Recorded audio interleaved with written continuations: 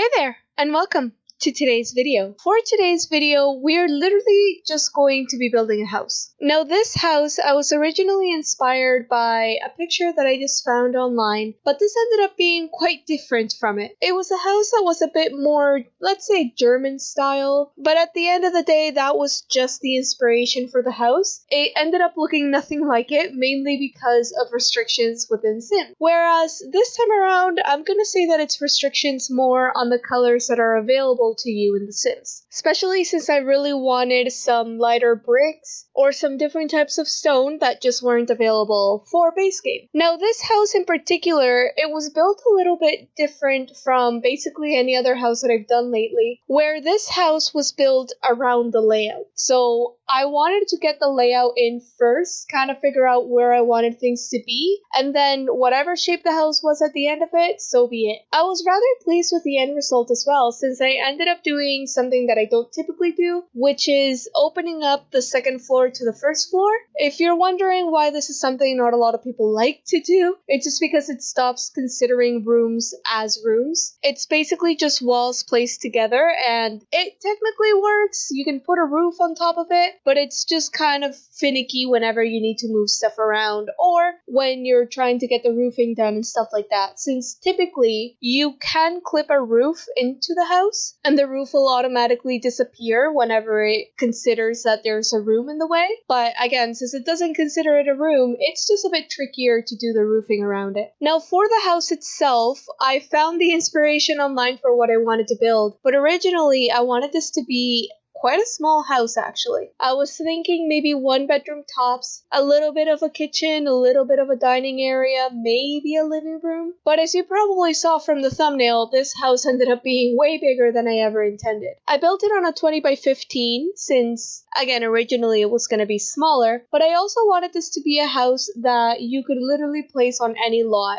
and work from there. So if you want a bigger backyard, for example, you can definitely do that. You would just have to place it on a bigger lot, and then you can expand the backyard from there. I did have a little bit of not a backyard per se, let's say a side yard, but I think it worked for the house. I ended up making it without a fence, just so again, it can be extended for wherever you want it to be. Now, if you might have seen, I did struggle quite a bit choosing the paint itself. I ended up just going for regular brick, but I really wanted some brick that had some lighter stone on the corners, and that paint is very, very odd because for some reason it has a hard time figuring out what exactly is a corner, and then sometimes it does just the outer corner, sometimes it does some inner corners. I've seen that probably just once. So I don't know if that was a glitch that they were trying to fix, but I feel like that paint could definitely use a revamp just on the where exactly are you trying to place kind of section. Now, since originally this house was, again, more German style, which tends to be a lot more wood and stone, I wanted it to also feel like it was a bit older. So I didn't do a lot of pot lights. I ended up doing it in the bathrooms and in the kitchen, thinking, well, maybe here is a place that they probably thought it was better to change the lighting as the years went by. But the rest of the house, you can definitely see a bit of the age since there's a lot of sconces all over the house. I rather liked it, and I decided to roll with it since I felt like it suited the house. This actually ended up being a house that I spent a lot more time on than I ever intended to, but I had a lot of fun making it really feel like it was quite lived in. I feel like nothing is very matchy-matchy except bathrooms, but I mean, I typically make them all white. But besides that, I feel like there's a good level of color in the house. Nothing is